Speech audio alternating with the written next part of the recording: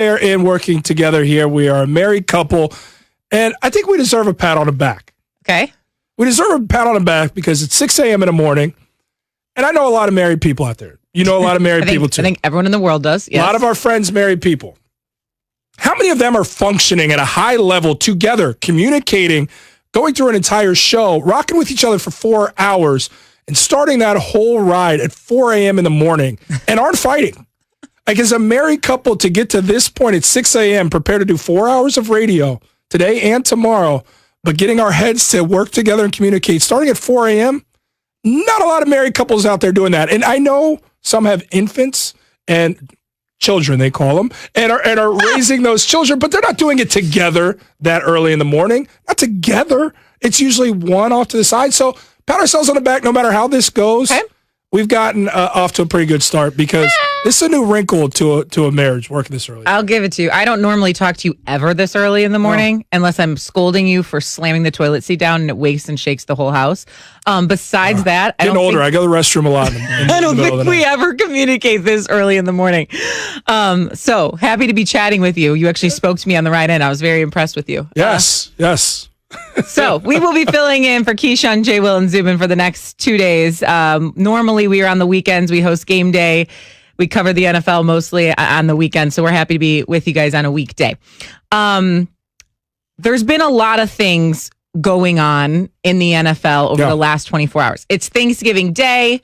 What is the order of things? It normally goes family, food, football, right? 100%. Is the order things going. It's time for Straight Talk, brought to you by Straight Talk Wireless.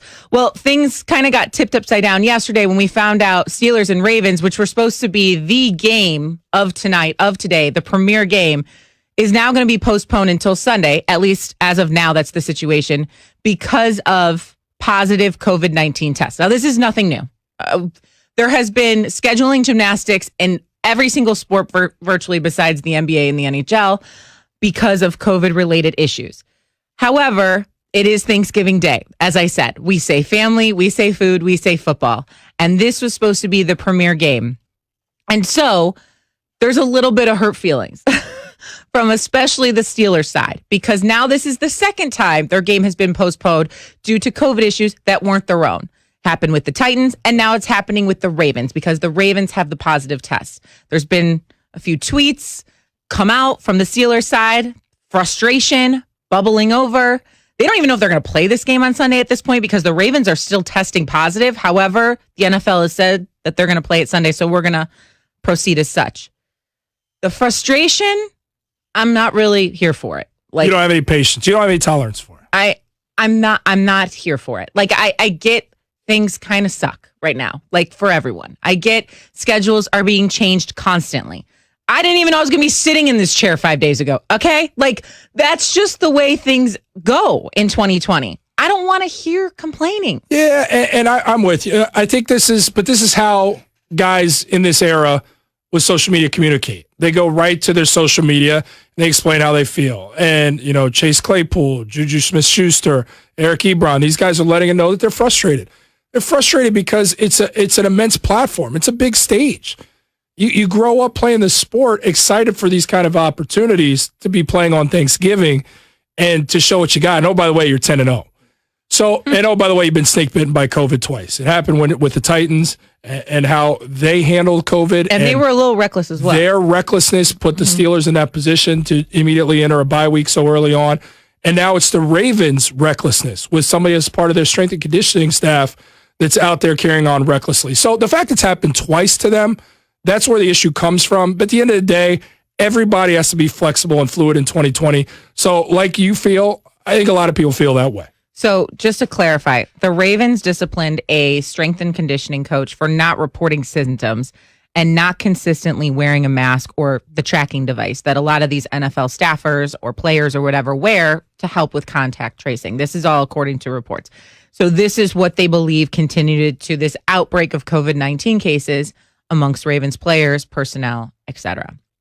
Okay, so that's two separate issues, right?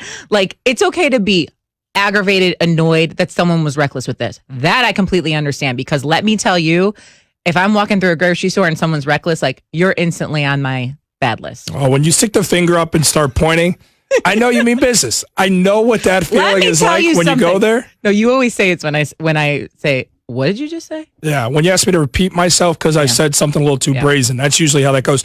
And the other side to this for the Steelers team is I think they feel like there's other teams that have been shorthanded, that have gone out there battling attrition with COVID and have still played football. And you look at a 49ers team that's been riddled with injury, and remember, COVID ravaged their team, and yet the Packers flew out there West Coast, played that football game, Packers ultimately won, and the Niners were shorthanded, even more so with COVID. And people are looking at it and saying, probably on the Steelers side, why aren't the Ravens forced to play in this situation? Circumstance is different because this is still snowballing. Right. Contact tracing enabled the 49ers to get a grip on that thing to the point where they could go out there and play football. Right. That's not the case here with the Ravens. Correct. This is more similar to the Titans situation. Ironically, the two teams that affected the Steelers in all this, where they're continuously having positive cases. There were 3 positives yesterday. We'll find out here in a little bit if there were any positives this morning. And according to NFL protocols, you need to have a consistent number of negative tests in order to play a football game. And they're just not having it yet. So it's completely different, yes, than the 49ers and the Packers. But also, I want to stop comparing. Again, like, not the year to do it. This isn't like, oh, he got to play. What are we doing here? But I just think what you're seeing is the mental fatigue. People hitting the wall with how they deal with COVID and sports mirroring society. I think everybody's entitled to have frustrations mount. And when you're visible athletes like this, they take those frustrations to social media. And so I'll go ahead and answer this for you. I live with you. Have you gotten frustrated to the point where I just want to go see family. I just want to be able to travel. I just want to be able to do these things. You're just not going to Twitter and sharing them on social media. So this is happening everywhere. It's just the era these athletes live in where they're having a natural reaction. I mean, Evan, the producer, Evan does a great job here with the show. Evan, what was your take on the frustration that these Steelers maybe have? Because I thought it was an interesting wrinkle to this. Yeah, I just thought that maybe they were frustrated because if they were planning to have Thanksgiving dinner on Sunday with their family, even if it's a small gathering, and they find out Wednesday that their game is moved from Thursday to Sunday, that throws a wrinkle. Like, they probably planned this entire weekend on playing Thursday night, having Thanksgiving over the weekend, probably on Sunday with their family, and now they're probably frustration. You guys are married. These guys are going home to their wives and having to say, sorry, honey, you got to go to the grocery store now on Wednesday and cook a meal for 5 people. And let me tomorrow. tell you, the grocery store is a nightmare right now. It's a complete. Hey, I know. My wife place America has seen in like months and months. My wife has sent me twice in the last 2 days. But like, I haven't seen crowds in months. And then I went to the grocery store. I'm like, oh, this is what it was like to have crowds. Hold on. You act like I can't attest that. I'm going to the grocery store too. It's not. When was the last time you went to the grocery store? I went the other week. The other week. That's not how I plan to answer that question. I'm usually firing a little bit better at all cylinders to have a better reaction to that one. That was a loss. You could chalk that up on a loss column for me. Look, Evan, I hear you. That's a fair gripe. But I would counter with this. So, Shay, Evan says that this puts a wrinkle in your plans for family, and you have to reshuffle how you're going to approach Thanksgiving. I'd much rather be in that position as a Steeler or Raven. Well, let's talk about the Steelers because the other one's frustrated. I'd much rather have that frustration than playing in this game where the Ravens don't have a handle on COVID, and it does spread to the Steelers, and they return to their families, and their elderly grandmother or grandfather, or someone who's compromised in their family, they come into contact with, and it becomes a fatal situation. Because that's what COVID can be. So at the end of the day, erring on the side of safety is a tough pill that the Steelers are going to have to swallow. Correct. Because it's a tough pill that America and the globe are having to swallow. And that's just the reality of the situation. Agreed. That was Straight Talk, brought to you by Straight Talk Wireless. No contract, no compromise. I go to the grocery store. We are the Cornettes. I'm Shea Pedler-Cornett. He's Jordan Cornett. Up next, a battle for first place on Thanksgiving Day between 2 3-win teams. You heard that right. We'll get to that after Jordan tells you about DraftKings. 'Tis the season for giving, and to celebrate the start of the most joyous time of the year,